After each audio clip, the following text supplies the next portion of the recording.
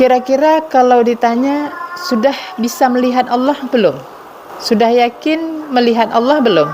Pernah kan saya gambarkan dulu kalau kita misalnya kita masukkan tisu dalam air, ya, kan kekuasaan Allah meliputi segala sesuatu. Nah, jadi artinya apa? Tidak ada sesuatu apapun yang tidak diliputi oleh kuasa Allah. Jadi kita ini yang dikatakan filah di dalam Allah. Jadi takutnya kita itu semana? Apa kita masih takut neraka? Atau mengharapkan surga? Kalau itu pelajarannya untuk anak SD, anak TK. Jadi pelajaran orang dewasa harus beda. Bukan takut neraka, mengharapkan surga. Ya kan? Karena apa? Nabi Adam aja yang buat satu kesalahan makan buah kuldi cuma sekali, udah lama tinggal di surga disuruh keluar. Kita berapa kali makan buah kuldi? Yang kita lihat jasad, jiwa, ruh. Ini sebenarnya masing-masing punya alamnya sendiri. Makanya jasad berjodoh dengan jasad, ruh berjodoh dengan ruh. Kalau jiwa, inilah kehancuran yang dikatakan kehancuran. Di mana-mana sudah merata.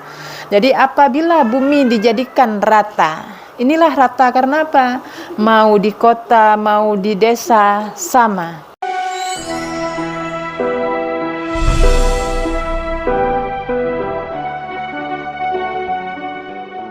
Bismillahirrahmanirrahim. Assalamualaikum warahmatullahi wabarakatuh.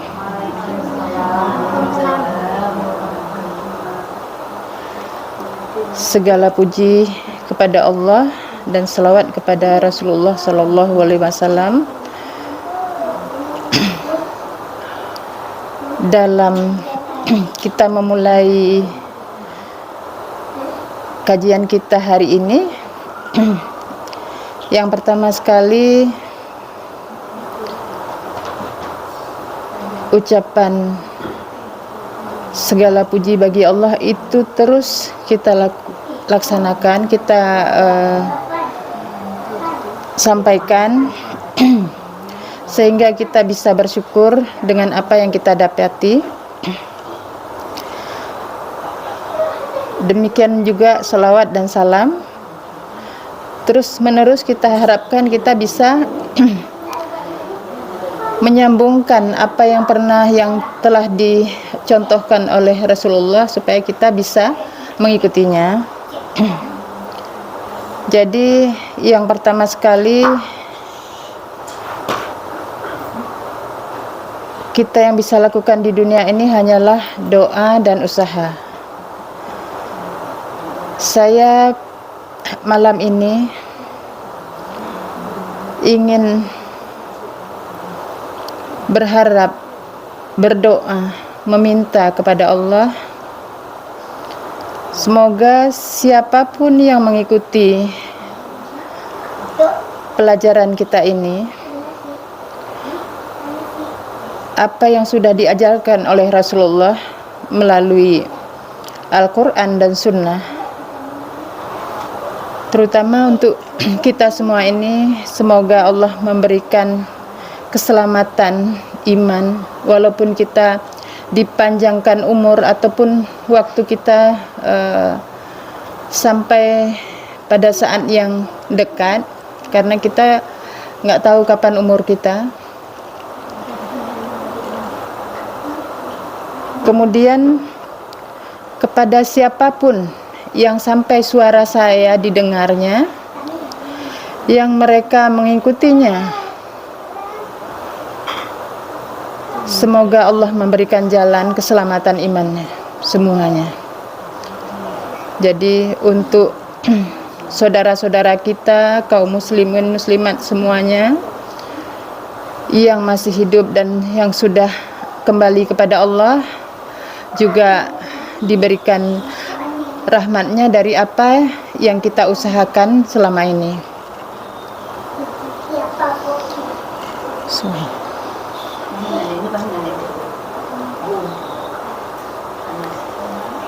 Jadi untuk para pencari kebenaran, para pencari ilmu, para pencari jalan ridha Allah, semoga semuanya diberi keselamatan iman. Amin, amin ya rabbal alamin. Jadi malam ini saya lebih dengan penjelasan, mungkin nampak nggak ya dari sana? Jadi Ibu ingin menjelaskan tentang yang di dalam Al-Quran kan kita sering menemui kata-kata kalian. Ya. Itu kata kalian itu adalah menunjukkan kepada manusia. Manusia itu kan terdiri dari ini jasadnya. Jasad, jiwa, dan ruh. Jadi kalau kalian itu berarti jiwa dan ruhnya. Yang makanya disebut kalian. Kalau untuk jasadnya itu disebut hewan ternak. Jadi misalnya ada kalimat sebagai kesenangan untuk kalian dan hewan ternak kalian. Berarti untuk manusia.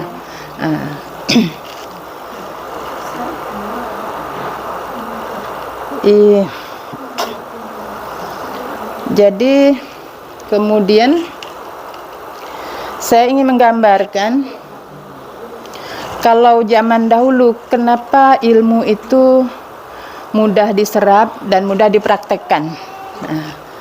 Karena dimulai dari sebelah kanan. Jadi kalau misalnya harta, tenaga, ilmu, ini kan sesuatu yang dicari oleh manusia. Jadi kalau dari sebelah kanan artinya itu dimulai dari niat baik. Niat baik itu masuknya dari ruh, dari hati. Jadi dari hati masuk ke dalam ruh, dari ruh masuk ke dalam jiwa, dari jiwa masuk ke jasad. Jadi di sini orang ini akan bisa bersyukur.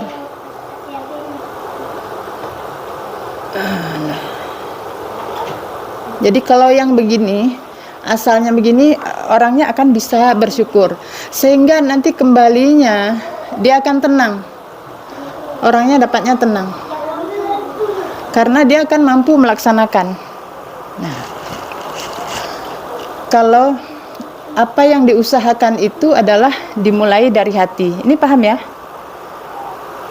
Harta, tenaga, ilmu kok dari hati, dari ruh. Iya, karena yang mengusahakannya adalah hatinya, yang berbuat hatinya. Ya, dimulai dari hati. Jadi ini dia kalau orang yang melakukan seperti ini akan kembalinya ke sini, ini ke sini, dapatnya tenang. Kemudian dia orangnya akan rela dalam kebenaran. Apakah dia mati syahid itu mudah, jadi orangnya betul-betul karena didapatkan dari harta, tenaga, dan ilmu yang didasari oleh keikhlasan karena Allah. Jadi orangnya akan pertama rela, ikhlas, kemudian senang ibadah. Yang keduanya senang ibadah, dan berakhlak mulia. Berakhlak mulia itu yang segala sesuatunya dia karena Allah. Ini kalau yang dari sebelah kanan. Nah, ini kalau dibalik,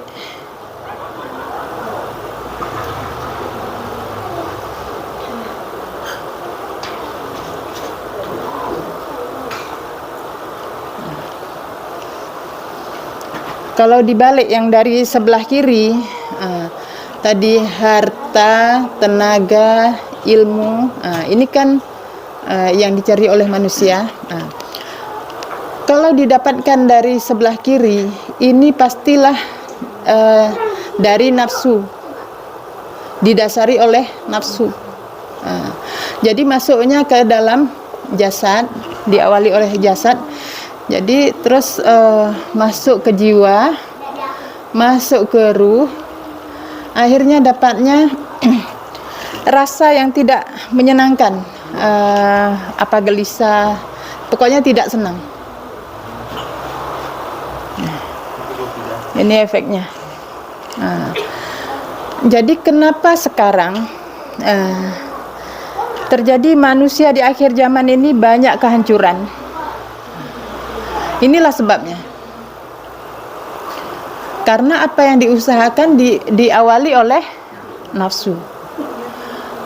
Jadi masuk ke dalam jiwanya rasa kering, rasa nggak puas, rasa mau lebih banyak lagi. Begitu akhirnya hatinya susah, nggak tenang, nggak enak. Jadi nanti kalau kembalinya yang seperti ini kembalinya ke sini juga, ke dalam diri juga. Akhirnya kurang bersyukur.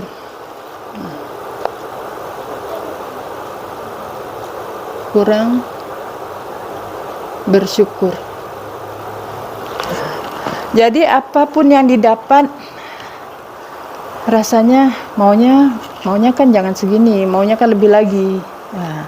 Ini arahnya ke dunia. Subhanallah. Jadi kalau sudah orang yang kurang bersyukur, tentulah dia akan kurang senang ibadah jadinya. Jadi lebih cinta kemewahan, cinta kepada dunia. Jadi tidak mampu berakhlak yang baik.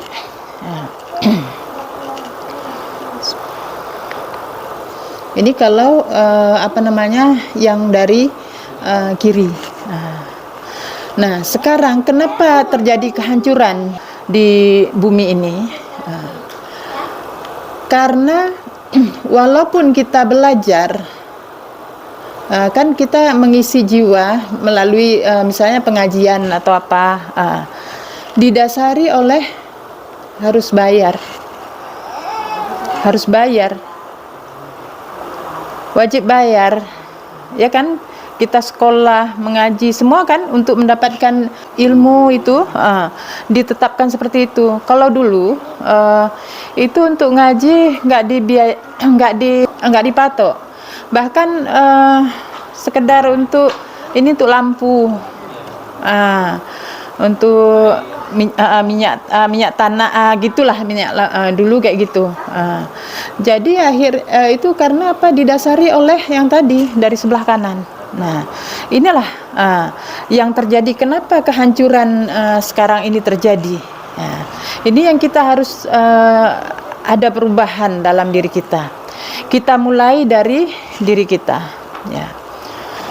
Jadi kalau orang lain berbuat dengan berbagai caranya, usahanya, kita juga berusaha untuk memperbaiki keadaan ini.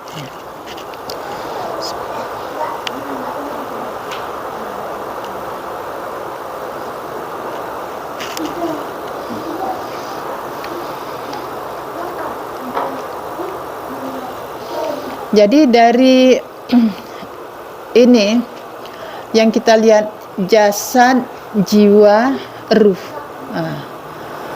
Ini sebenarnya masing-masing punya alamnya sendiri. Makanya jasad berjodoh dengan jasad, ruh berjodoh dengan ruh. Kalau jiwa sama ruh ini kan sama, satu diri. Jadi tapi dia hidup nanti di alam barzah. Itu makanya kalau orang yang mau meninggal itu kadang-kadang kan ada sudah dikasih rasa. kadang yang udah hampir nggak kontrol diri lagi itu, saya mau menikah lagi, ada yang kayak gitu, ngomong saya mau menikah lagi. Kan kita lihat ngomongnya kok aneh gitu. Tapi itu berarti menunjukkan bahwa dia itu punya sesuatu yang baik. Artinya karena di sana nanti seperti tidurnya pengantin baru. Nah, ini orang yang yang baik. Jadi itu tanda-tanda baik kalau ada yang misalnya kita lihat orang seperti itu. Nah, waktu mau meninggal ngomongnya saya mau menikah lagi, itu berarti baik? Ada kalau ada yang seperti itu. Jadi dari alur yang saya sampaikan tadi, nampaknya kan kecil, ya. Tapi itu efeknya sangat besar. Sebenarnya dari situ aja kita bergerak. Bagaimana sekarang untuk bisa kita memulai sesuatu dari sebelah kanan, dari keikhlasan itu. Makanya inilah yang dikatakan hati ini memang gambarnya kalau seperti ini, sebenarnya jasad kan yang di dalamnya. Kalau gambarnya kan begini, jadi ada ruh, ada jiwa gitu kan dalam diri. Tapi karena untuk menjelaskan, jadi saya buat seperti itu ya. Jadi inilah yang dibilang mata. Jadi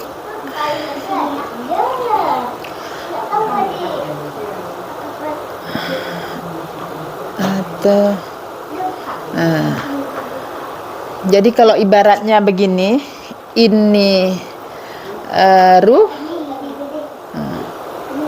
ini jiwa, ya, iya, ini jasad. Jadi inilah yang dibilang mata hati. Nah, ini mata hati yang untuk memenuhi urusan dunia. Nah, ini yang untuk urusan akhirat. Nah, jadi makanya kalau yang dibilang dajjal, berarti ininya udah buta. Mata hati yang sebelah sini buta.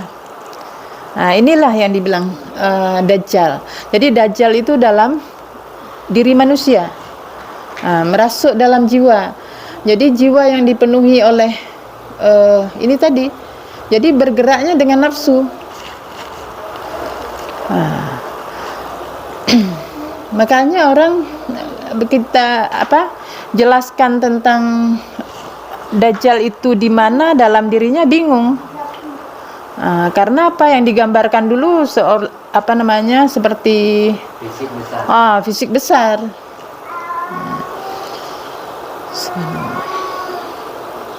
Jadi ini sekarang yang terjadi ini, kehancuran di mana-mana, kerusakan di mana-mana. Yang rusak itu apa? Akhlak.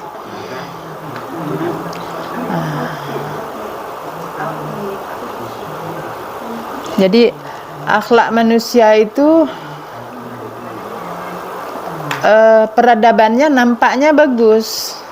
Yang kita lihat secara zahirnya santun ya biasa, tetapi tidak lagi karena Allah.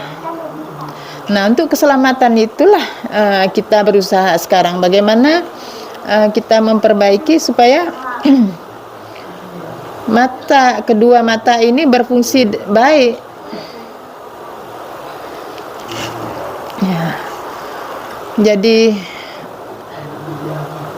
mata sebelah kiri, mata hati sebelah kiri ini untuk memenuhi kebutuhan diri sehingga arah ke kanannya jelas terang. Ini yang kita harapkan. Jadi kalau orang beriman ya kedua matanya ini harus hidup. Jadi sekarang ini kita kan menghadapi pemilu.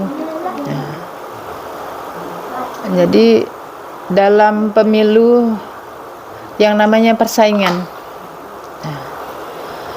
otomatis ini bekerja. nafsu. Jadi kalau nafsu yang bekerja, efeknya akan tidak senang. Jadi walaupun orang banyak seperti itu, kita yang sudah Allah berikan peringatan-peringatan, kita memahami, maka pakailah hati yang karena Allah. Jadi memilih pemimpin itu memang kita harus menggunakan hati. Kita melihat secara kacamata kita yang kita tahu ilmunya bagaimana. Ya Allah, Engkau yang mengetahui. Kita kan secara fisiknya aja yang kita bisa tahu, yang di dalamnya nggak tahu. Ya. Jadi kerjakan itu mulai dari sebelah kanan. Itu baliknya untuk kita sendiri. Walaupun orang kacau, kita nggak kacau, insya Allah. Ya. Kira-kira Oh, ya. Ya, di antara yang lo pegah penuh kan?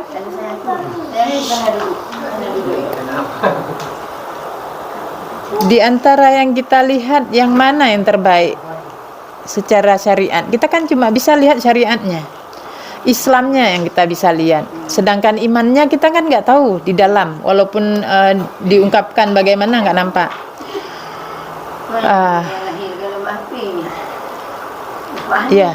Ya, begitu. Tapi walaupun kita sudah memilih, misalnya pilihan kita dan kita semua memilih itu, ternyata yang menang yang lain. Misalnya begitu. Itu jangan menjadi kacau kita. Itulah keputusan Allah namanya. Ya, walaupun misalnya terjadi kecurangan atau gimana, namanya kita kan cuman berusaha. Semua sudah Allah yang ngatur. Ini kehidupan ini diatur.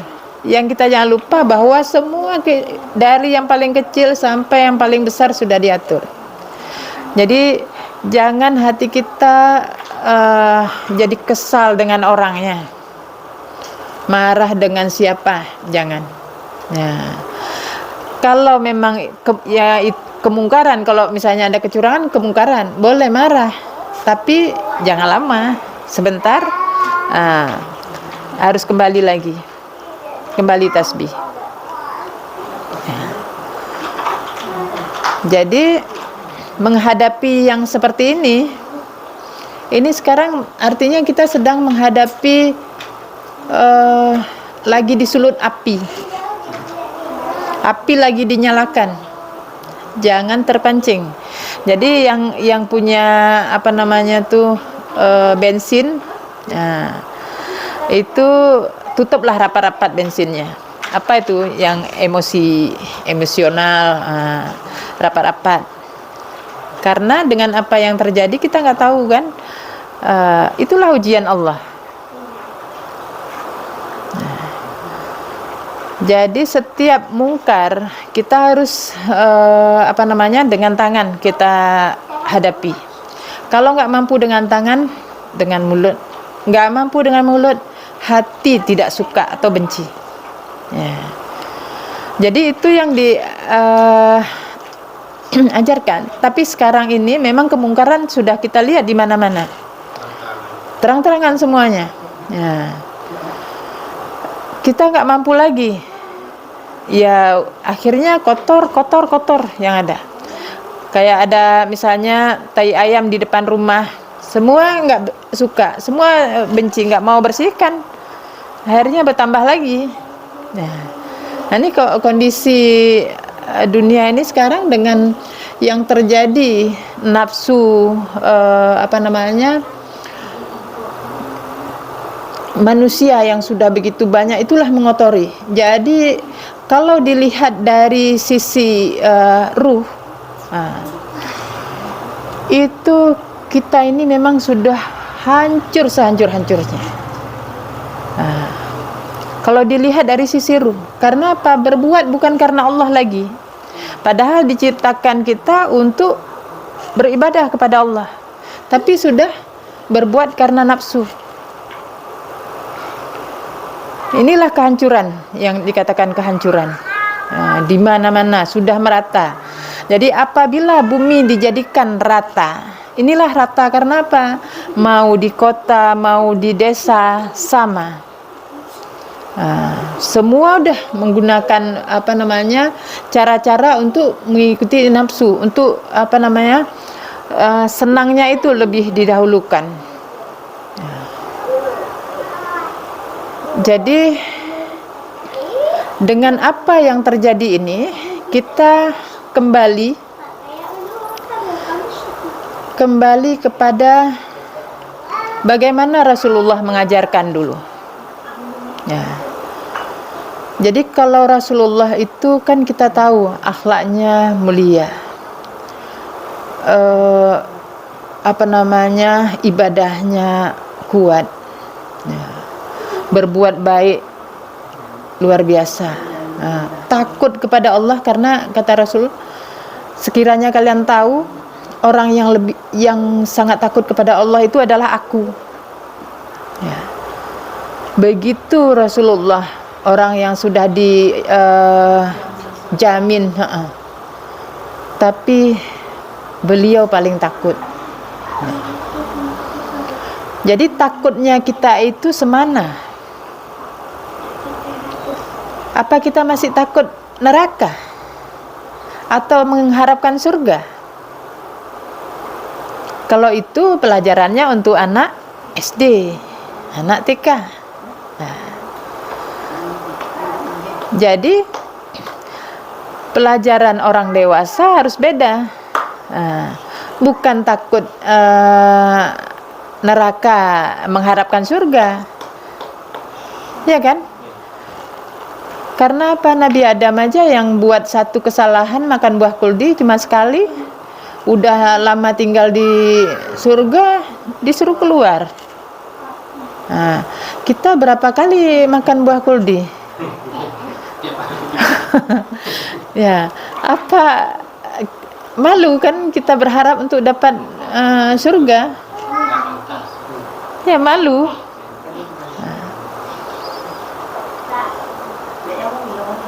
Jadi yang kita perbaiki sebenarnya gini, cinta kita itu, cinta yang sejati. Carilah diri yang sejati, diberi makan yang sejati. Ini sejati kita, bukan fisik kita. Jadi kalau dulu, karena saya ya kita di sini budayanya seperti ini, mungkin hal-hal kita kan bahasanya biasa kurang halus, kurang sopan ya kita bahasanya gitu. Begitu kita melihat orang yang berbahasa bagus, sopan, oh ya Allah, ternyata saya jauh kurang dari itu. Nah, itu dikarenakan apa? Kita nggak paham Al-Quran. Begitu kita paham Al-Quran, maka itu membuat kita merasa malu dengan apa yang pernah kita lakukan, yang pernah kita berbudaya, dari dalam lah. Kalau yang dari luar mungkin kan nggak nampak ya. Ini yang dari dalam. Subhanallah. Jadi Al-Quran itu bahasanya sangat santun, sangat halus, sehingga harus dipahami. Dan untuk kita yang di zaman akhir ini, karena ilmu dunianya udah canggih, maka tuntutan untuk memahami Al-Quran dan Sunnah itu kita harus seimbang. Berarti harus benar-benar paham. Kalau dulu orang sekedar tahu bisa dimaklumi. Bisa baca, ini melaksanakan, saya ingin melaksanakan apa yang Allah suruh, baca Al-Quran asal malam Jumat, baca Yasin, baca yang diperintah. Tidak tahu, cuma baca aja. Ya, orang dulu wajar. Karena apa? Tidak pakai ini, belum pakai ini. Iya, belum sampai. Jadi sekarang dengan benda yang kecil ini, berarti kan orang sudah berhalus dalam ilmu dunia, memang sudah halus, teliti orang mengerjakannya. Kenapa ilmu agama nggak halus dan teliti? Jadi inilah keseimbangan yang Allah suruh, Allah perintah. Jadi untuk melaksanakan ini, makanya dibilang di akhir zaman itu sedikit orang yang selamat. Karena nggak paham, merasa sudah baik. Orang dulu lebih parah lagi gitu kan? Enggak. Karena coba lihat di surat Al-Waqiah tuh. Jadi orang-orang yang didekatkan itu segolongan besar dari orang dahulu, segolongan kecil dari orang kemudian. Itu orang-orang yang didekatkan.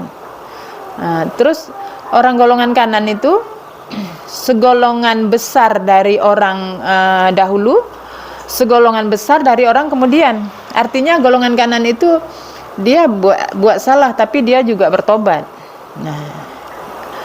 Golongan kiri segolongan kecil dari orang dahulu, segolongan besar dari orang kemudian. Itu jadi kita ini yang kita harus siapkan untuk menghadapi ini. Al-Quran itu kan peringatan untuk kita, sebagai peringatan dan kabar gembira untuk orang-orang yang beriman. Peringatan untuk orang-orang yang ingkar. Jadi ingkar itu jangan dibayangkan untuk orang lain. Jadi kalau kita mengingkari atau melanggar hukum Allah, itu masuk di situ ingkar. Jadi kalau dengan pengajian yang seperti ini, kajian yang seperti ini, kita masih merasa santai, atau ini berarti kita harus betul-betul bersihkan ini. Timbul rasa takut yang betul-betul karena Allah. Karena musuh kita itu nggak terasa datangnya. Dia dipakai akal kita, rasa kita, sehingga kita tidak sanggup mengerjakan sholat ataupun ibadah yang lainnya. Misalnya, ini saya bisa mengatakan ini karena memang Allah langsung mempraktekkan ke diri. Jadi nggak sanggup, rasanya lemah sekali. Kita udah coba zikir, baca, masih sedikit efeknya, kok nggak gitu. Maksudnya nggak ada ini. Kalau kita lupa buat pagar, subhanallah, sadari, walhamdulillah, wala ilaha illallah, Allahu akbar. Tapi kalau itu kita langsung dari lemah itu terbangun, sehingga kita kuat. Waktu kita sudah bangun, kita zikir nafas itu, mohon kepada Allah, tahan, dengan insya Allah kita akan kembali pulih. Inilah perang di zaman ini. Jadi yang mana itu? Jangan kita pikir untuk waktu untuk lemah aja, bukan. Saat kita rasanya senang, lalai dengan ini kan rasanya enak, asyik, mau tambah lagi. Ini apa ya? Itu ada. yang merasuk dalam diri kita. Nah, ataupun sesuatu pekerjaan yang membuat kita lalai, atau rasa tidak senang kepada seseorang.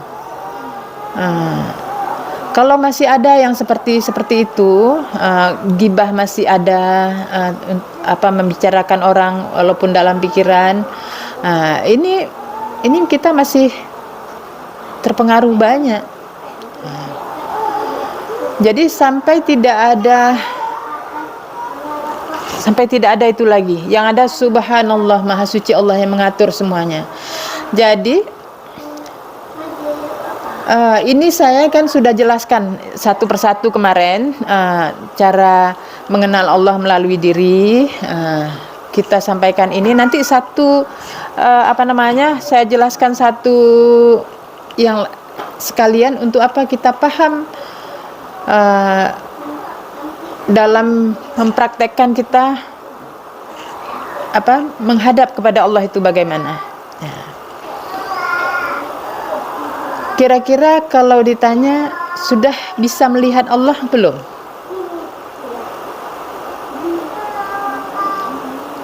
Sudah yakin melihat Allah belum?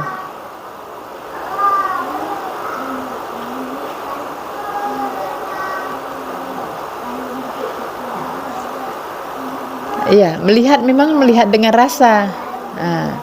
Jadi yang pernah kan saya gambarkan dulu, kalau kita misalnya kita masukkan tisu dalam air, ya, kan kekuasaan Allah meliputi segala sesuatu. Jadi artinya apa? Tidak ada sesuatu apapun yang tidak diliputi oleh kuasa Allah. Jadi kita ini yang dikatakan filah di dalam Allah. Jadi kalau misalnya kita taruh tisu dalam, kita celupkan di air misalnya, itu tisu itu kan masuk ke dalam air. Artinya tisu itu diliputi oleh air. Kita bayangkan tisu itu kita taruh di air laut. Misalnya itu. Jadi berarti tisu itu dikuasai oleh air. Ya kan? Nah, kalau kita bayangkan kita itulah tisu itu. Air itu kekuasaan Allah. Kita dalam kuasa Allah. Ya kan? Artinya kita menghadap ke arah manapun, itulah ke arah Allah. Jadi kalau kita menghadap kepada Allah, yang siaga, yang harus siaga itu siapa? Kita. Jadi yang harus sadar itu adalah hati kita, kesadaran kita ini yang harus hadir. Kalau Allah memang hadir, Allah siaga. Jadi kalau kita nggak konsen itu bukan yang lain, berarti yang harus kita perbaiki kita. Subhanallah.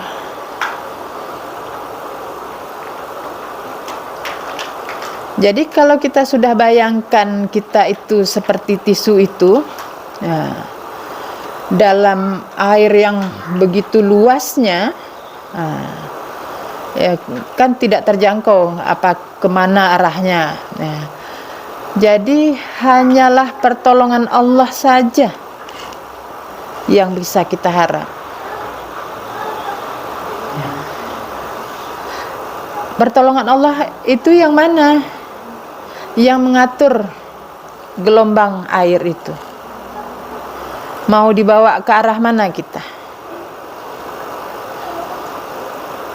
Nah, kita kembalilah ke dalam ini semua. Kalau kita di sini menghadap kepada Allah, hati kita kan yang menghadap. Ketika kita merasakan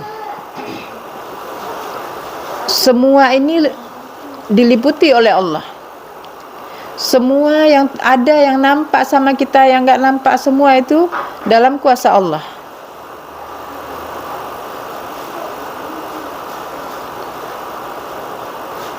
apakah bisa merasakan bahwa kita sudah menghadap kepada Allah?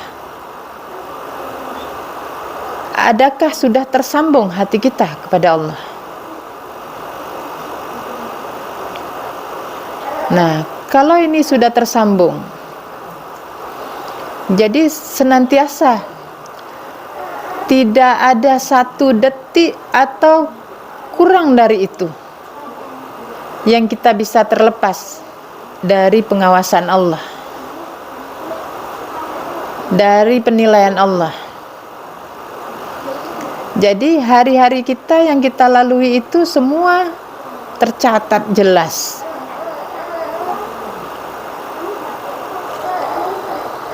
Subhanallah walhamdulillah wala. Jadi kalau masih ada kemarahan kita kepada hal yang tidak benar, itu kesombongan. Tentu kita malu kepada Allah.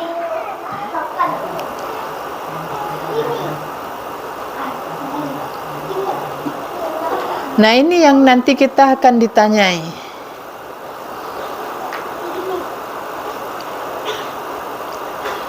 Yang ditanyai adalah kesalahan-kesalahan kita, dosa-dosa kita. Yang mana dosa kita kadang mengabaikan, itu kan sudah berlalu. Tidak ada yang berlalu, tidak ada yang hilang begitu saja. Selama kita belum menyadari dan mohon ampun kepada Allah, bertobat kepada Allah untuk tidak mengulangi. Terutama adalah dalam berakhlak. Berakhlak itu karena Allah, yang karena Allah.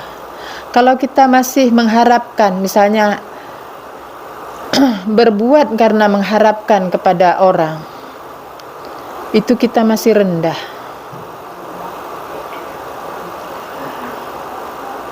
Jadi di zaman kita ini, inilah yang kita harus kita buat inovasi perubahan, terutama dalam diri kita dulu, keluarga dan semuanya, supaya bisa hidup makmur. Bagaimana makmurnya? Jadi kalau sesuatu yang dimulai dari sebelah kanan tadi, efeknya kan akan senang. Dari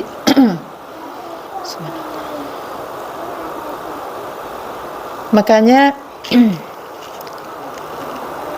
yang saya diajarkan itu,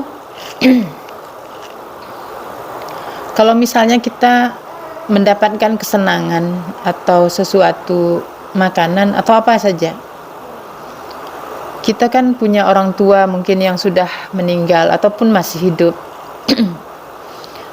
Kita ingin supaya ruh dan jiwa mereka mendapat yang kita rasakan, kesenangan. Nah, sebenarnya apa yang sedang kita hadapi, apakah kita dalam majelis seperti ini atau menghadapi hidangan ataupun apalah yang kita, enggak lama, waktunya sebentar, minta sama Allah, ya Allah, apa yang saya rasakan ini, yang saya senang hari ini, rasakanlah, berikanlah nikmatnya untuk mereka-mereka yang saya cintai, Allah, kepada Rasulullah, kepada ruh orang tua saya, kepada leluhur saya, nenek kakek kita semuanya, kaum muslimin muslimat yang sudah tiada, maka mereka itu akan merasakan nikmat yang kita berikan. Nah, tapi budaya yang seperti ini udah jarang orang untuk mengingat itu. Jadi inilah akhlak. Akhlak dengan sesama. Jangan kita berpikir yang dohir aja.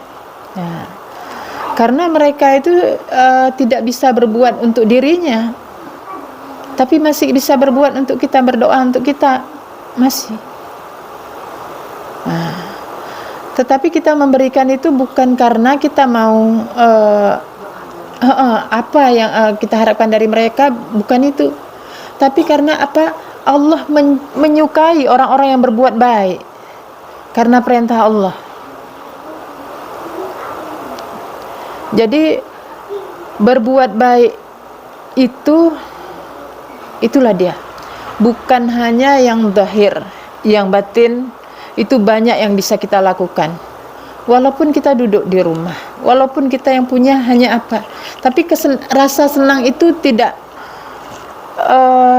dengan ukuran benda. Begitu kita mendapat sesuatu yang bisa kita syukuri, alhamdulillah ya Allah, senang hati kita, lapang dada, ya Allah ampuni saya. Kita kalau dikasih kesenangan itu, jangan kita pikir besok akan dapat senang lagi, khawatir. Karena apa? Ini ujian rasa ini. Ya Allah, ampuni saya, ampuni kedua orang tua saya. Barangkali dulu mereka pernah merasakan yang seperti ini, lupa bersyukur atau apa. Untuk orang tua kita, ampuni mereka ya Allah. Berikan doa. Nggak lama, hanya tapi kita ingat kepada Allah. Nah, inilah harus tumbuh cinta. Bagaimana berdoa kalau nggak ada cinta? Kalau ada kebencian atau nggak ada rasa sayang? Alhamdulillah. Jadi malam ini kita lebih banyak begini. Yang saya khawatir,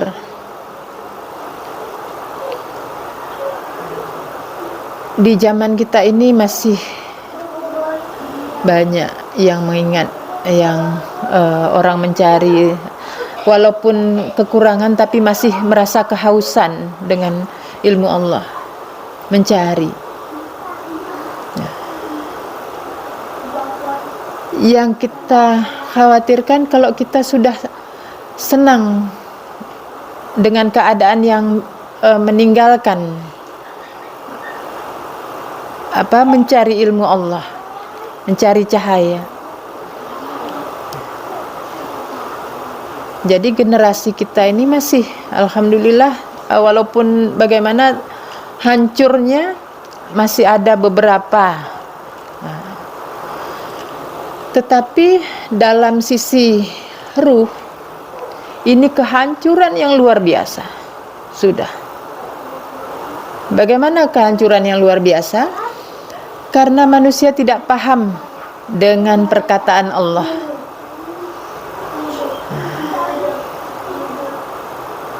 Jadi contoh ini seperti ini. Walaupun yang menyampaikan itu ruh dari kayangan, dari langit. Misalnya, ini nanti akan terjadi gunung meletus, akan banyak gunung-gunung meletus, dibilang. Pikiran kita arahnya kemana? Gunungnya meletus. Kalau gitu berarti meledak sana, meledak sini, meledak, begitu kan dalam pikiran kita.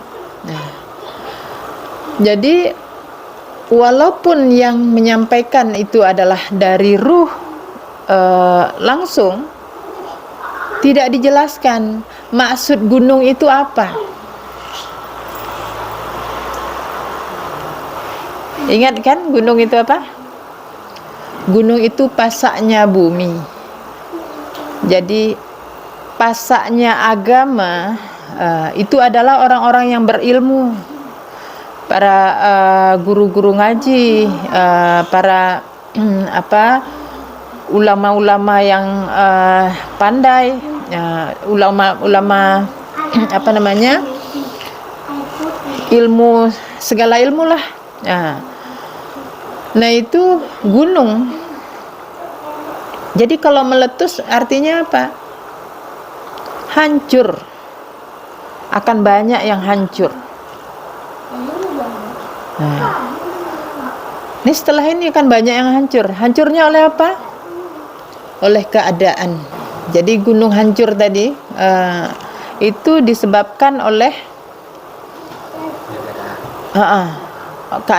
keadaan nafsu yang bergejolak. Karena tidak sesuai dengan kemauannya, yang di sini begitu juga, hancurlah, marah, hancur.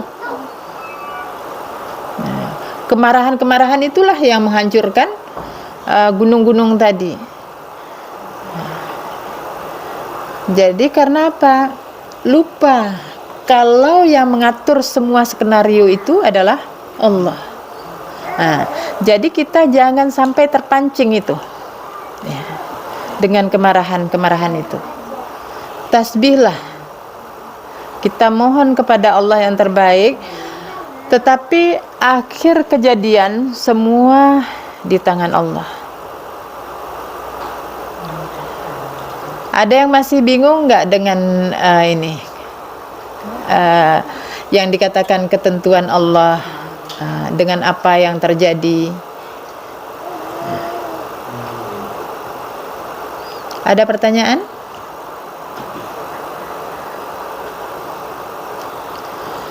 Jadi intinya yang kita jaga hati untuk apa? Memulai segala sesuatu dari sebelah kanan. Tapi jangan kita hanya mengingat secara syariat, ya. Kalau mau keluar rumah langkah kaki kanan. Betul, itu kita kerjakan untuk supaya kita bisa mengingat hati kita mengerjakannya dengan kanan. Nah, jadi syariat itu adalah aturan yang Allah tetapkan. Aturan itu apa? Untuk membawa supaya hati kita bekerja, mata hati yang sebelah kanan bekerja. Yang sebelah kiri ini kan sebagai pelaksana. Jadi kalau manusia, kalau saya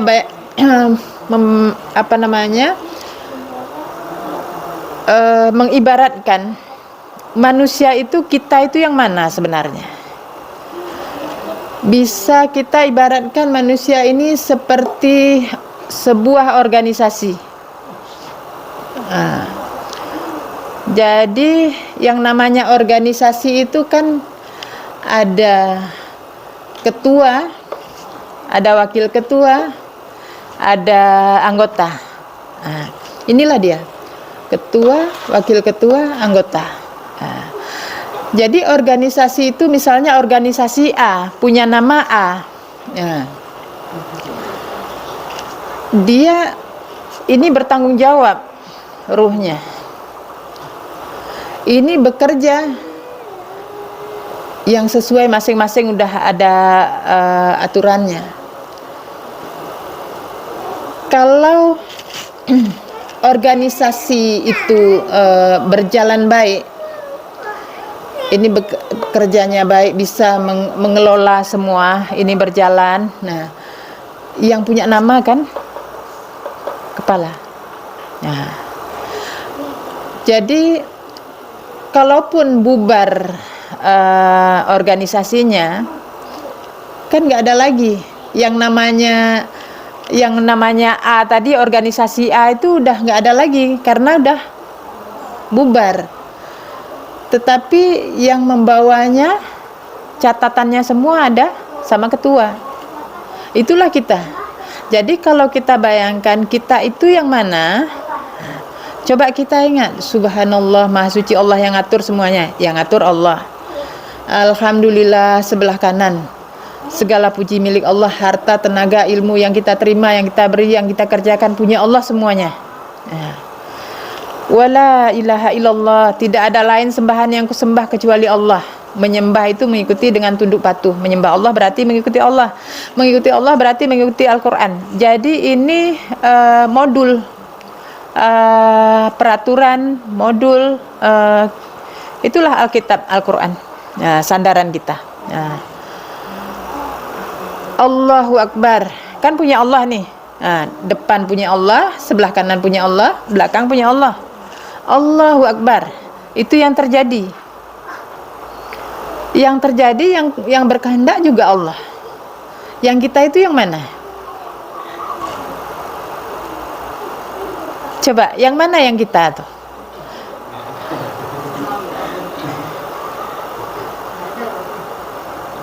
Ya? Iya kan? Yang tadi subhanallah, maha suci Allah yang mengatur semuanya, yang ngatur kan skenarionya Allah dengan apa yang kita hadapi. Alhamdulillah sebelah kanan punya Allah semua, harta, tenaga, ilmu yang kita terima, yang kita beri, yang kita kerjakan punya Allah. Wala ilaha illallah, yang kita sembah, yang kita ikuti cuman Allah, yaitu Al-Qur'an. Allahu Akbar sebelah kiri, yang terjadi juga Allah yang kehendak. Yang kita itu yang mana? Kita itu yang mana? Yang la haula wala quwata illa billah. Itulah kita, yang enggak ada daya dan upaya. Ya. Jadi kalau kita menganggap itu kan karena ku yang kerja.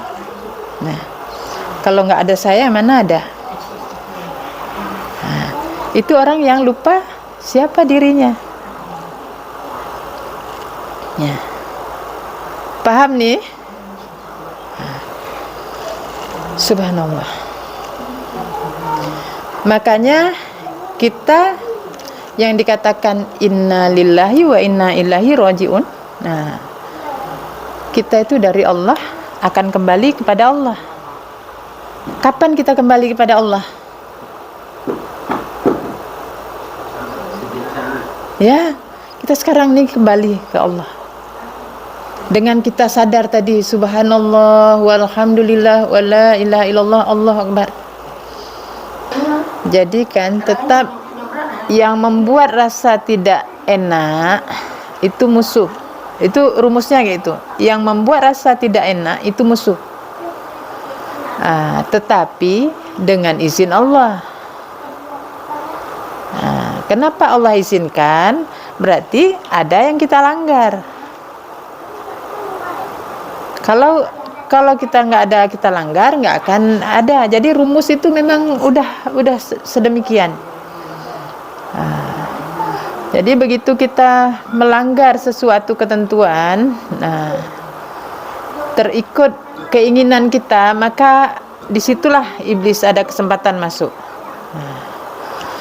Maka untuk kita tahu, mengenal diri tadi, yang mana diri kita itu, gak ada.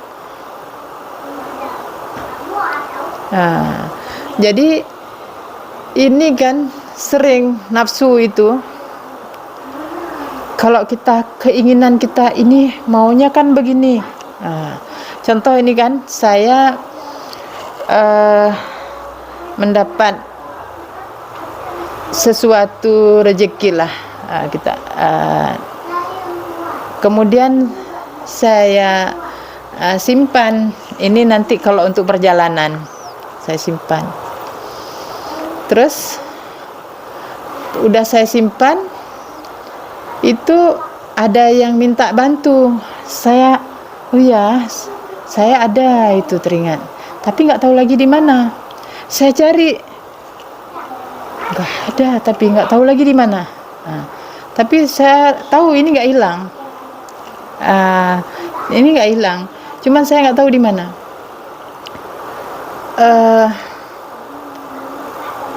Apa yang tersirat di hati ini, kalau kan kamu mau mau pakai untuk perjalanan, nanti kalau dikasih nampak kamu habiskan gitu. Ya juga ya kan, tapi ini sayang, ini orang butuh gitu, nggak dapat. Begitu udah, nantilah saya coba ya, saya cari, nanti kalau dapat saya hubungi, saya kasih tahu, di telepon. Oh nggak dapat juga.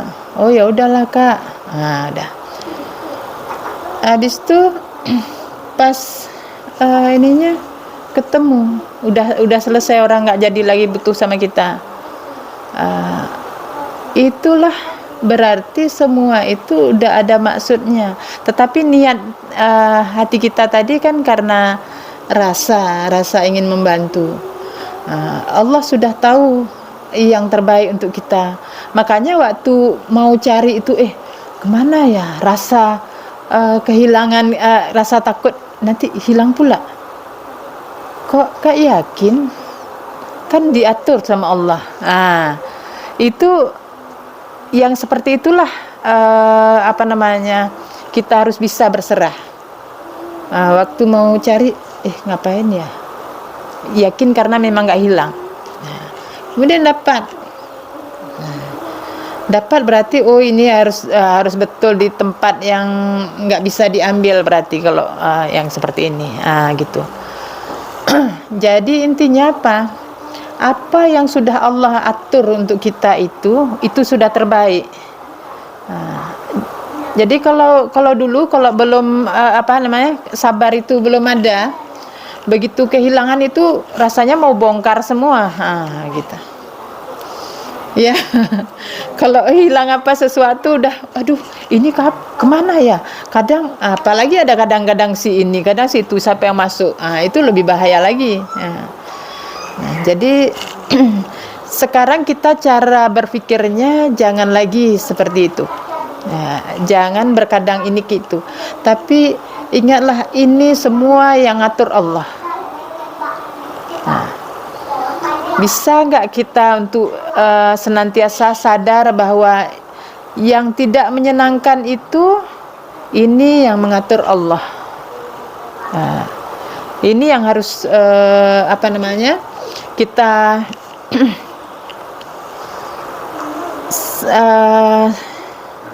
sadar, kita supaya sadar selalu dalam senang, dalam tidak senang. Makanya yang tadi kita harus kenali bahwa kita itu dalam lautan tadi, jadi tidak ada kekuatan apapun. Kita itu yang mana organisasi kita itu. Jadi organisasi terkecil kalau dulu kan kita belajar katanya keluarga ya. Jadi ternyata organisasi terkecil itulah kita. Makanya di Al-Quran itu yang dikatakan perumpamaan dua orang bekerja sama saling bersengketa, dan yang satu menguasai penuh. Adakah sama kedua perumpamaan? Jadi kalau menguasai penuh dengan ini bekerja sama saling bersengketa, adakah sama kedua perumpamaan? Jadi ini kalau yang bersengketa inilah orang yang jiwanya masih susah, gelisah, karena yang ini maunya ke arah dunia, jiwanya mau ke arah dunia, yang ini takut kepada Allah, masih susah. Tapi kalau ini sudah bekerja untuk ini, inilah yang mampu menguasai penuh, inilah yang aman. Danyo mulai dari diri danyo. Jadi makanya yang perang melawan hawa nafsu itu perang diri sendiri kan. Jadi inilah perang akhir zaman yang memang harus dilaksanakan oleh semua orang. Jadi pertama misalnya begini, kita ada anak, kita ada suami, kita semua kan ada maunya kita, dia kan seperti ini, maunya kan dia berbuat yang baik, mau kan dia, itu kan maunya kita, itu nafsu, walaupun maunya baik, itu bukan kita. Jadi kita harus bisa menerima ruh itu, dia kan yang cuman disuruh oleh Allah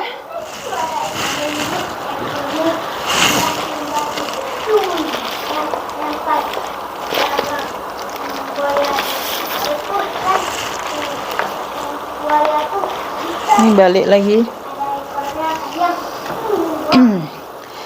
Kita yang disuruh itu kan cuman sabar sama syukur.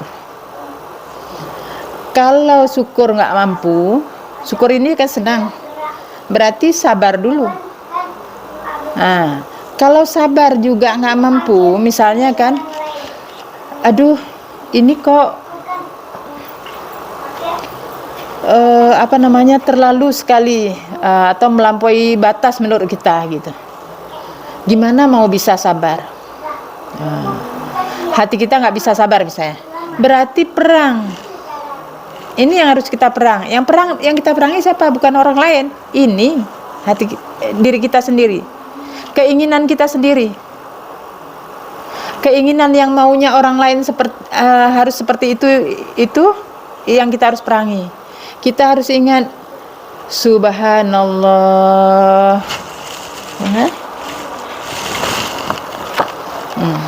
Harus ingat ini. Subhanallah, Maha Suci Allah yang mengatur semuanya. Jadi kita ingat Maha Suci Allah yang mengatur semuanya. Saya begini, orang lain begitu, yang ini begini, yang itu begitu, semua diatur oleh Allah. Jadi jangan kita yang mau ngatur orang itu begitu. Jadi memang harus diperang yang nafsu, yang maunya seperti mau kita. Jadi maunya seperti mau kita, tapi kan yang terbaik maunya. Tapi kan yang ngatur kan Allah. Dunia ini yang ngatur Allah. Jadi geboh gedong dominan juga. Bukan. Dibanci cara datu. Misalnya pagi nggak mau bangun. Nah, kita minta waktu sebelum membangunkan itu kita minta dulu sama Allah, ya Allah, dengan doa, dengan hati yang tulus karena Allah, ya Allah bangunkan anak saya, berikan petunjuk. Kita mintanya sama Allah, jangan kita minta dia untuk bangun. Jangan minta sama orang. Kalau kita minta sama orang tidak akan mampu memenuhi untuk kita. Jadi itu ke orangnya cuman sebagai usaha. Usahanya apa? Inilah yang saya kerjakan ini karenamu, ya Allah. Karena Allah suruh untuk berbuat baik, untuk mengingatkan saya kerjakan ini, ya Allah, engkau yang ini. Jadi kalaupun dia nggak bangun, kita nggak akan marah karena kita mintanya sama Allah. Tapi kalau kita minta orang itu untuk bangun, nah, paham nggak? Ya, kita minta sama orangnya nggak akan memenuhi untuk kita. Ya. Jadi yang kita minta sama Allah apapun itu, coba nggak usah diperhatikan ke situ. Hatinya perhatikan dengan apa yang saya sampaikan. Abaikan semua itu. Niatnya yang harus dikuatkan. Inilah. Jadi iblis itu dia akan kalah dengan kemauan kita yang benar karena Allah. Karena Allah bilang tipu daya setan dan iblis itu sangat lemah. Berarti kita yang kuat. Jangan kita memaksakan atau kehendak kita ke orang lain. Itu nafsu. Berdoa, usahanya tadi misalnya kita mau bangunin anak atau siapa. Kita jangan minta orang itu sama orangnya. Kita minta sama Allah. Sama orangnya ini cuma sebagai usaha. Ini contoh ya. Suami kita punya uang banyak. Nah, kita butuh sekali. Nah, kalau kita minta, Bang, kasih saya uang, udah nggak ada uang di belanja di dapur nggak ada lagi. Kita minta sama orangnya, bisa jadi nggak dikasih. Kalau nggak dikasih, timbul kecewa. Banyak sedih. Nah, itu yang salah siapa? Salah sendiri. Minta sama orang, tidak akan bisa memenuhi. Coba kalau kita minta sama Allah, ya Allah, saya butuh sekali ini. Walaupun ada atau tidak ada, itu akan datang. Bisa jadi kita duduk aja di sampingnya. Nah, ini ambil. Ya kan? Gak payah. Ah, tapi kalau kita minta langsung sama orang, belum tentu. Nah, jadi kalaupun misalnya, ada segini misalnya uangnya, kita udah minta sama Allah, ya Allah saya butuh, ya Allah. Kita duduk sampai itu. Habis itu ada kesempatan, Bang, ada lebih sedikit untuk beli belanjaan di dapur. Kemudian nggak ada. Jawabannya cuman nggak ada. Nah, nggak dibilang punya siapa, nggak ada. Kalau kita tidak minta ke Allah dulu, pasti sedih, kecewa.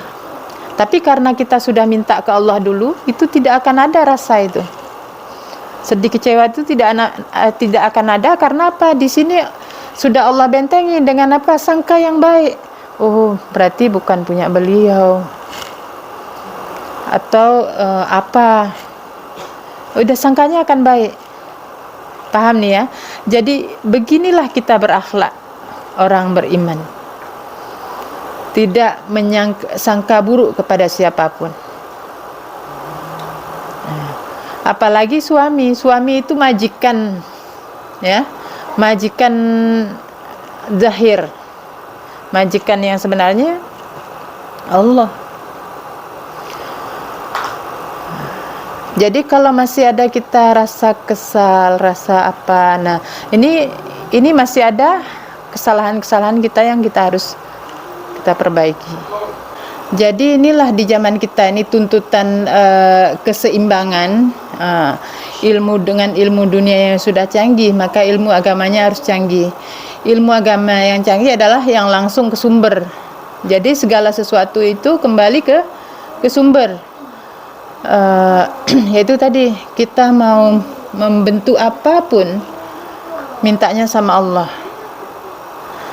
Jadi manusia ini cuma sebagai usaha, yang lainnya itu cuma sebagai usaha.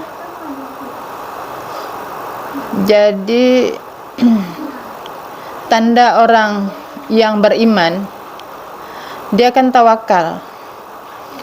Dengan apa yang terjadi, dia sudah berdoa, sudah berusaha, masih seperti itu dia tawakal. Dia berusaha lagi, berdoa lagi, berusaha lagi. Karena apa? Akhir tujuannya itu adalah ridhonya Allah. Dia mengerjakan, dia berbuat itu karena cuma berharap Allah ridho. Tapi kalau orang ingkar, itulah dia karena masih dia langgar yang ketentuan itu, sehingga dia hanya mengikuti nafsu. Kalau menimpa musibah atasnya, dia bersedih. Kalau senang terlalu senang, kalau sedih pun terlalu sedih, bahkan putus asa. Mungkin malam ini segini dulu yang Ibu sampaikan. Kalau nggak ada pertanyaan lagi, karena udah jam 11, janjinya jam 11 ya. Kalau saya sih nggak apa-apa. Nanti kalau ada yang mau bertanya boleh. Ini. Yang intinya saya tutup dulu. Semoga kita semua bisa melaksanakan apa yang Allah berikan melalui saya ini, lisan saya ini, dan kita bisa melaksanakannya semua. Kemudian kita bisa menularkan dengan apa yang kita mampu itu kepada keluarga, kepada sesama. Semakin luas, maka itu adalah kebaikan yang kita pancarkan itu semakin banyak, dan hasilnya adalah untuk diri kita sendiri. Jadi yang benar semuanya dari Allah, yang salah saya mohon ampun kepada Allah dan minta maaf. Kadang tutur kata saya masih banyak yang kurang sopan, kurang baik, saya minta maaf karena juga lagi belajar. Jadi saya akhiri, assalamualaikum warahmatullahi wabarakatuh.